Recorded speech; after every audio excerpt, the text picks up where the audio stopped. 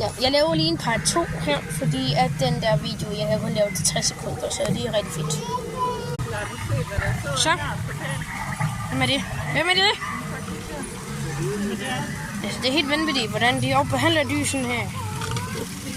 En elefant. Og ja. Lige se, der kommer ind i bilen. Nå. Så, nu kommer vi ind i det mørke rum. Skriv også lige ned i kommentarerne på den her. Altså, nu ved jeg godt, at jeg... Så. Åh nej. Nej, gå nu væk. Jeg tror, at det er meget mørkere i virkeligheden, fordi jeg kan ikke finde ud af det her. Ej, hvem er det?